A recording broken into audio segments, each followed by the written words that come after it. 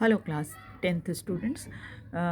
आज मैं आपके हिस्ट्री का जो फर्स्ट चैप्टर है the rise of nationalism in Europe इसको पढ़ाने जा रही हूँ। और जैसा कि आप जानते ही हैं कि इसमें यूरोप के इतिहास को बताया गया है। चलिए देखते हैं चैप्टर में क्या क्या दे रखा है।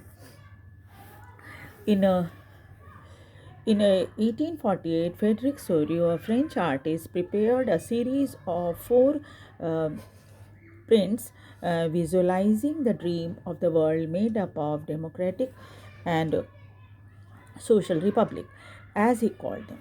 क्या 1848 में 1848 में फेडरिक सोरियो नाम का एक फ्रेंच आर्टिस्ट जो था, कलाकार जो पेंटिंग वगैरह बनाते हैं, उन्होंने 4 फोटो पेंटिंग बनाई थी और उसमें उसने अपने सपने को साकार करने का, क्या सपना था उसका, कि पूरी दुनिया के देश जो हैं वो डेमोक्रेटिक और सोशल रिपब्लिक बनेंगे, ऐसी कल्पना उसकी थी।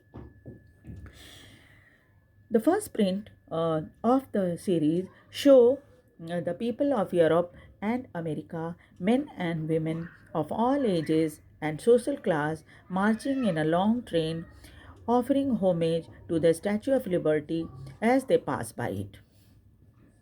और इस जो पहला प्रिंट है उसमें दिखाया गया है कि यूरोप और अमेरिका, ये जो जुलूस है, लंबी सी, बहुत लंबी सी है, पीछे तक है, इतनी दूर है, जो जुलूस है उसमें अमेरिका के और यूरोप के पुरुष महिलाएं सब हैं।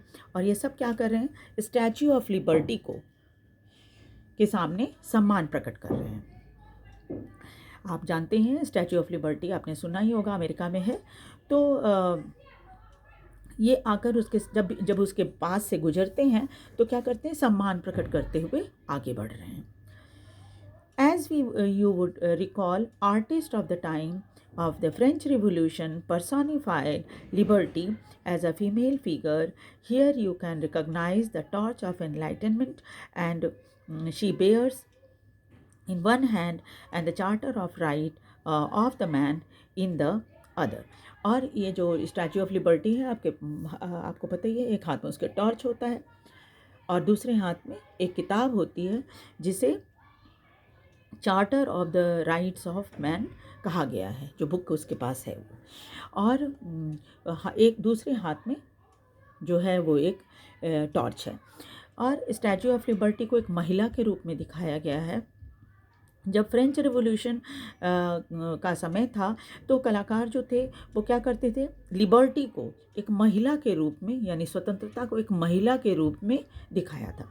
आपको पता ही है, हमारे देश में भी भारत को, जब भारत स्वतंत्रता की लड़ाई लड़ रहा था, उस समय भारत को माता के रूप में दिखाया गया था, जिसे भारत माता कहा जाता था। उसी तरह से यहाँ भी उन्होंने लिबर्टी को एक महिला के रूप में दिखाया है।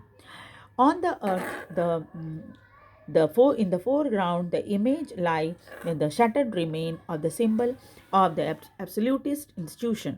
और पीछे जो ये चित्र बना हुआ है, इसमें पीछे आप देखिए, पीछे की तरफ ये सारे जो हैं वो क्या हैं, ये दिखा रहे हैं पीछे ये सब कि अब जो है राजतंत्र ख़त्म हो रहा है।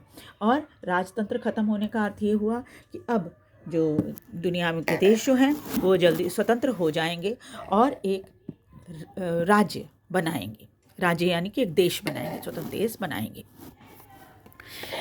और इन द सोरियोस यूरोपियन विजन, और ये जो यूटोपिया यानी जो उसकी कल्पना थी वो क्या था, people of the world are grouped as a distinct nations. और जो लोग हैं, पूरी दुनिया के जो लोग हैं उनको, और ख़ास तौर पे यूरोप के जो लोग हैं वो क्या है, अलग अलग ग्रुप में बढ़ जाएंगे और उनको राष्ट्र कहा जाएगा। Identify through their flag and national costume.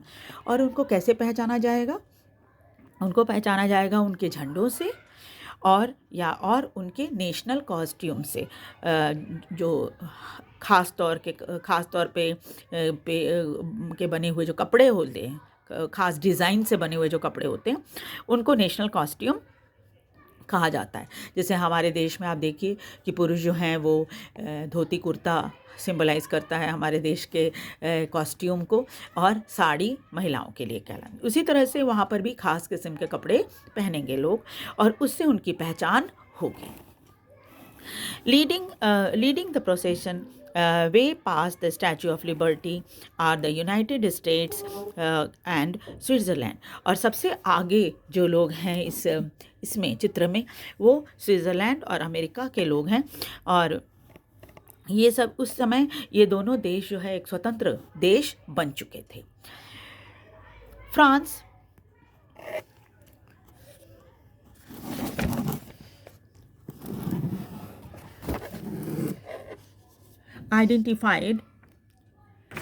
Identifiable by the revolutionary try colour, और फ्रांस को हम उसके ट्राई कलर से पहचानते हैं। उसका जो ट्राई कलर है उससे हम पहचान रहे हैं उसको, ठीक है। और क्या था, है just reach the statue. She is followed by people of Germany bearing black, red, and gold flag. Interestingly, at the time when Soryu created this image, the German people did not yet exist as a united nation, and the flag they carry is an expression of liberal hope in 1848 to unify the numerous German-speaking principality into a nation-state under a democratic constitution. और उस समय Germany और बाकी दूसरे देश जो हैं वो सब के सब इस जुलूस में शामिल थे, और जर्मनी को भी काले, लाल और गोल्ड कलर के फ्लैग के में देखा जर्मन लोगों को देखा जा सकता है। उस समय जिस समय सोरियो ने इसकी कल्पना की थी 1848 में, उस समय जर्मन लोग जो थे वो एक यूनिफाइड नेशन नहीं बने थे। और जो फ्लैग वो कैरी कर रहे हैं, लेके जा रहे हैं इस जुलूस में 1848 में, और ये इस कल्पना के ऊपर बेस था कि जर्मन स्पीकिंग प्रिंसिपैलिटीज़ जो है, अलग अलग जो ग्रुप बने हुए हैं लोग, जैसे हमारे यहाँ हमारे देश में भी जब भारत स्वतंत्र नहीं हुआ था तो आपको पता ही है कि बहुत सारे राजे रजवाड़े हुआ करते थे और सबके अलग अलग एरिया हुआ करते थे, है ना, रूल करने के लिए किंगडम उनका अलग अलग हुआ करता था। उसी तरह से जर्मनी में भी अलग अलग प्रिंसिपैलिटीज़ थी, और ये कल्पना सोरियो ने की थी कि एक दिन जर्मनी जो है एक नेशन स्टेट बनेगा और उसका अपना डेमोक्रेटिक कॉन्स्टिट्यूशन या संविधान होगा, ठीक है। ये जो डेमोक्रेटिक कॉन्स्टिट्यूशन है, संविधान, वो होगा। और जर्मनी के पीछे पीछे following the German people are the people of Austria, the kingdom of two Sicilies, उसके पीछे ऑस्ट्रिया के लोग थे। फिर सिसिली के दो राजतंत्र सिसिली में उस समय था, तो सिसिली के दोनों किंगडम थे, लोम्बार्डी, फिर उसके बाद Poland, England, Ireland, Hungary, Russia, ये सब एक के पीछे एक चल रहे थे उस जुलूस में। From the heaven above Christ, saint and angel gaze upon the scene. और आप इस जो पिक्चर है इसमें आप देख सकते हो कि पीछे क्राइस्ट और एंजल्स, ये जो पंख लगे हुए हैं, आपको पता ही है ना, एंजल जो होते थे उनके पंख हुआ करते थे, पंख लगे रहते थे उनके। तो ये सब के सब क्या है, इस पूरे दृश्य को देख रहे हैं। They have been used by the artists to symbolize fraternity among the nation of the world. और इन सब को देख रहे हैं ये एंजल्स और क्राइस्ट जो है वो, साथ ही साथ ये सारे देश जो हैं एक साथ ही एक जुलूस में चल रहे हैं। ये क्या दिखाता है कि ये सभी राष्ट्र जो हैं एक भाईचारे में बंधे हैं। भाईचारे में बंधे इन द सेंस कि उनका आपस में भाईचारा है, मेल मिलाप है। This chapter will deal with many of the issue visualized by Sorio in figure 1। और जो फिगर 1 हमने देखा है इसमें क्या है, सोरियो की जो कल्पना थी उसके संबंध में इस चैप्टर में और भी ज़्यादा हम आगे जब पढ़ेंगे तो उसमें देखेंगे। During the 19th century, nationalism emerged as a force which brought about sweeping changes in the political and mental world of Europe. और 19th century आते आते ये राष्ट्रवाद या नेशनलिज्म जो था वो एक ताकत बन रहा था, और उसने इस ताकत ने यूरोप में बहुत सारे बदलाव लाए, जिसमें पॉलिटिकल चेंज भी हुआ और मेंटल लोगों की सोच भी थी वो भी बदल गई थी. The end result of the changes was the emergence of the nation state in place of a multinational dynastic empires of Europe. और इसका अंतिम परिणाम क्या हुआ? अंतिम परिणाम ये हुआ कि बहुत सारे यूरोप के देश जो थे वो नेशन स्टेट बन गए मल्टी नेशनल डायनेस्टिक एम्पायर की जगह पे. यानी कि पहले मल्टी नेशनल डायनेस्टिक एम्पायर्स हुआ करता था, राजा और राजाओं का राज हुआ करता था, उसकी जगह पे अब क्या था, सब नेशन स्टेट बन रहे थे एक एक करके.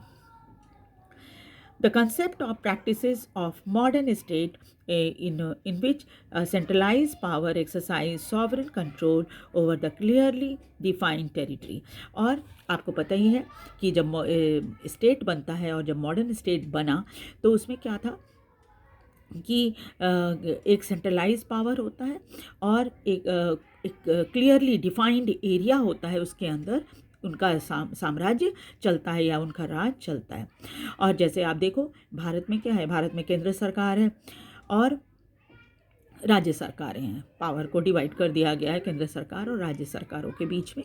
लेकिन इसके साथ ही क्या है, एक क्लियरली डिफाइंड टेरिटरी है. आप भारत के नक्शे को देखो, मैप को देखो, तो आपको पता चल जाएगा कि भारत जो केंद्र सरकार है, भारत का जो मैप आप देख रहे हो उसके अंदर ही इनका शासन चल रहा है, उसके बाहर नहीं.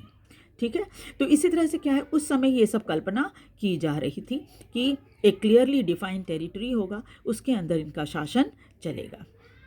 had been developing over long period of time in Europe.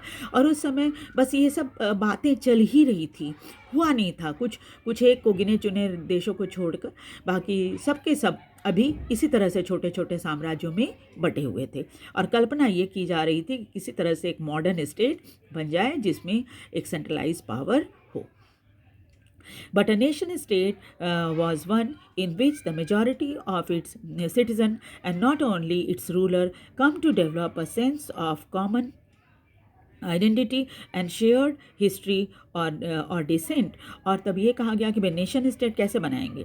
Nation state तब बनाएंगे जब उसमें जो नागरिक वहाँ रह रहे हैं वो सिर्फ राजा ही नहीं, नागरिक भी, वो सब के सब क्या करेंगे कि एक कॉमननेस, यानी कि जैसे आप अब देखो भारत में ही लोग दक्षिण भारत में रहते हैं, पूर्वी भारत में रहते हैं, उत्तर भारत में रहते हैं, पश्चिम भारत में रहते हैं, लेकिन हमारी कॉमननेस या हमारा हिस्ट्री क्या है. अगर आपसे कहीं भी आप जाओ और आपसे पूछा जाए कि आप कहाँ के रहने वाले हो तो तुरंत आप कहोगे कि आप भारतीय हो. तो क्या है कि चाहे वो व्यक्ति आप उत्तर भारत में क्यों ना रहे, कोई दक्षिण भारत में भी रहेगा, पश्चिम भारत में भी रहेगा, पूर्वी भारत में भी रहेगा, वो भी यही कहेगा कि सबसे पहले वो एक भारतीय है. तो इसी तरह से क्या है, तो हमारा इतिहास भी, कैसे आप कहोगे कि आप भारतीय हो, तो हमारा इतिहास जो बताता है हम कि हम यहाँ के रहने वाले हैं. ठीक है, तो उसी तरह से क्या है, उनकी आइडेंटिटी जो होगी वो कॉमन होगी. और इसके साथ ही साथ क्या कॉमन होगा इन द सेंस कि चाहे पूर्वी भारत में रहे, पश्चिम भारत में रहे, उत्तर भारत में रहे, दक्षिण भारत में रहे, हमारी आइडेंटिटी बस एक ही है कि हम क्या हैं, भारतीय हैं. और शेयर्ड हिस्ट्री, और हम इतिहास हमारा एक है, और डिसेंट यानी कि हमारे पूर्वज भी एक ही थे, है ना. This commonness did not exist from time immemorial. और इसलिए ये कॉमननेस इतना आसान नहीं था समझना. ठीक है, कि हमारे पूर्वज एक रहे होंगे, ये सब समझना, और हमारा इतिहास एक रहा होगा, ऐसे ये सब समझना इतना आसान नहीं होता है. और it was force through struggle through the action of leaders and common people. और इसके लिए बहुत स्ट्रगल करना पड़ा. और ये सिर्फ लीडर्स ही नहीं बल्कि साधारण जनता ने भी इसके लिए बहुत स्ट्रगल किया. And this chapter will look at the diverse processes through which nation state and nationalism came into being in 19th century Europe. और इस चैप्टर में जो है हम इसी तरह के डाइवर्स प्रोसेस, जो अलग अलग प्रोसेस चली, कैसे नेशन स्टेट बना, उसके लिए कैसे लोगों ने लड़ाई लड़ी, है ना, उनको क्या क्या तकलीफ़ें उठानी पड़ी, और राष्ट्रवाद कैसे आया, नेशनलिज्म कैसे आया, इसके बारे में 19th century यूरोप में कैसे आया, इसके बारे में हम इस चैप्टर में पढ़ेंगे. ठीक है. So in the next class I will start this part 1, the French Revolution and the idea of nation. Okay, thank you.